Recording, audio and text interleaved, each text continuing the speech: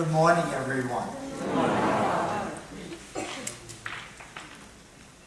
Everybody at the Dallas-Fort Worth International Airport, everyone who works for United knows me because I'm usually there twice a week going there.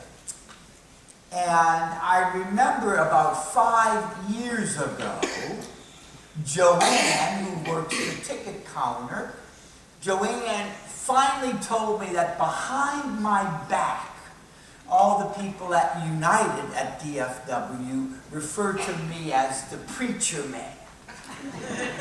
So once when I went back and Charlie was working the front gate, Charlie works the front desk, Charlie works it on Joanne's day off, which is Saturday. I told Charlie that, and now all of a sudden I notice for the past 5 years when they see me, everybody refers to me as preacher man. So last year, I go to the DFW airport. I was on my way to the Preacher Parish Mission in San Diego, California. And I go up to the ticket counter, and Joanne was there. And Joanne says, "Oh, preacher man, you've hit the big time." I said, "Really? What?" She said, "You've been bumped up to first class." So I get into my seat in first class. We take off, and you know, the first class has those little television in front of you. So I'm punching, I'm trying to find a TV show to watch. I'm sipping my orange juice. There in first class, I'm feeling like a Jesuit. Anyway, after we listen, please don't be offended. I had Jesuit education all my life, and then at some point I saw the light. Anyway, so once we reach our cruising altitude of 38,000 feet, the pilot comes on, as they always do, and welcomes us and says, "We've reached our cruising altitude of 38,000 feet. I'm now going to turn off the fasten seatbelt sign." Ding, the fasten seatbelt sign goes off. And then he says, "Feel free to move around the cabin, but please, if you should remain," as they always say, you know, "if you should remain in your seat, we would suggest that you keep your seatbelt buckled fast and tight across your lap." And he gets off. Well, I'm sitting there drinking my little orange juice and watching this movie, and all of a sudden, did I or did I not lock the automobile? Oh no, I'm sure I must. I'm sure. You know, I don't remember hearing the beep. I bet you I forgot to lock the car. And then of course I start beating myself up saying, "Albert, how could you be so stupid? You come here every week, you always lock your car. How could you not have locked it this time?" And then of course I begin to worry and be filled with anxiety, thinking, "Oh my God, when I come back, my car's gonna be stolen." Isn't it odd? There I was in first class, and yet I was stuck in the parking lot 38,000 feet below. And I think that's the story of a lot of us. Most of us, we have a first class seat. It's called the present moment in your life. But most of us are stuck 38,000 feet below. We're either stuck in the past and we beat ourselves up with guilt, or we're stuck in the future being filled with worry and anxiety. And because we live in the past, or because we live in the future, that's the very reason why we don't recognize those 100 angels that I talked about yesterday. Because we're not where we actually are. Isn't that odd? Let me tell you something about guilt, worry, and anxiety. They are not natural. Guilt, worry, and anxiety are learned behaviors. They're not natural. You look at a newborn baby. A newborn baby does not know guilt. A newborn baby does not know worry and anxiety. All a newborn baby knows is the present moment. The little boy wants to poop and he poops. The little girl sees something funny and she laughs. They live in the present moment. But now watch that child as they grow up. And the little boy comes home from school one day and his mother says to him, "You're in big trouble. You just wait for when your daddy comes home." And the little boy learns guilt. Or the little girl overhears her mother and father discussing finances. And she hears the husband say to the wife, "Honey, I don't know how we're going to pay the bills this month." And the little girl learns to worry.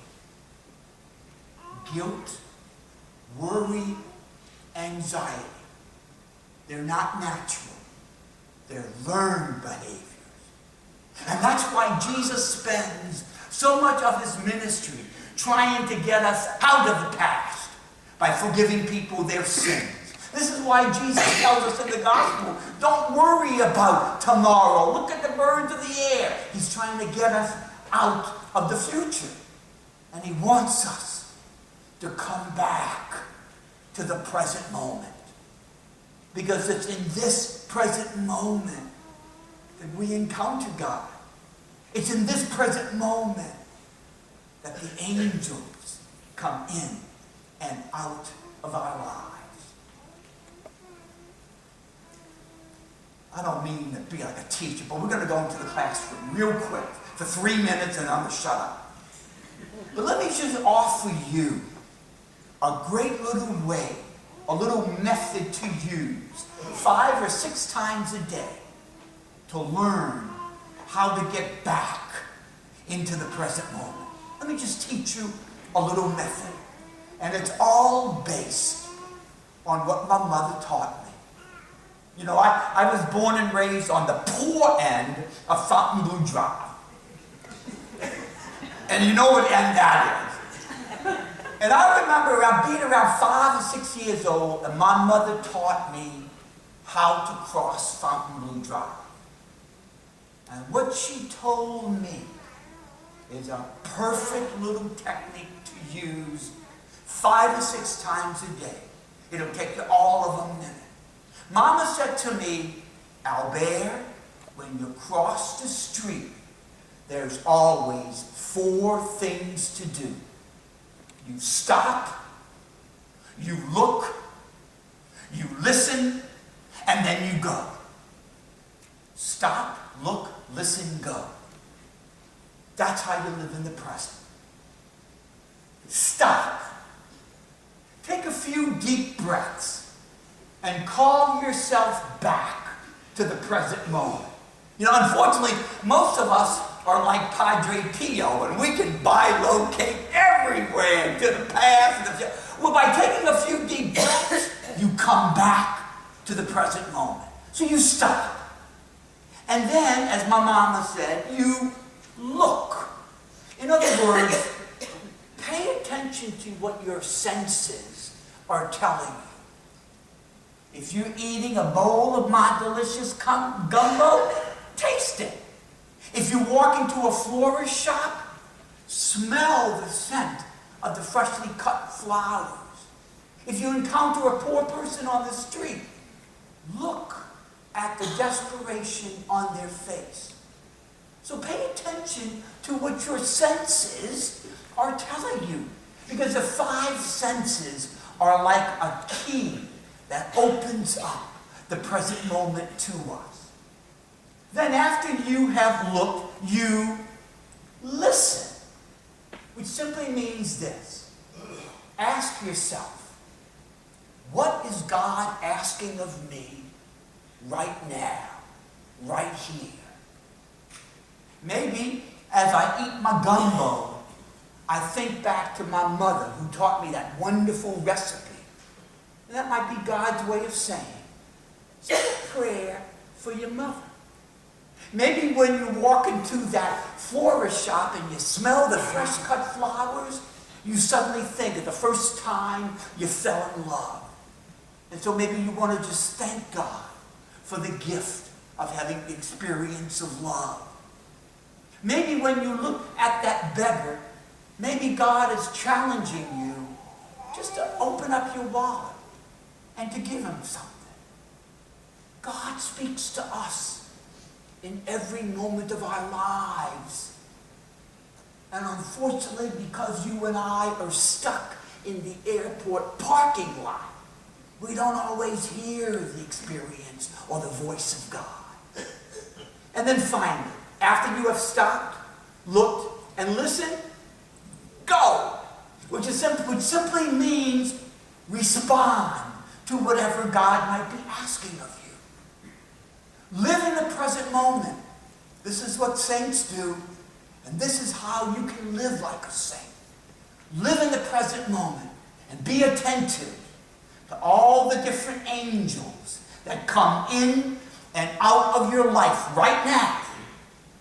And that's why, right now, perhaps you're not even aware of it, but guess what?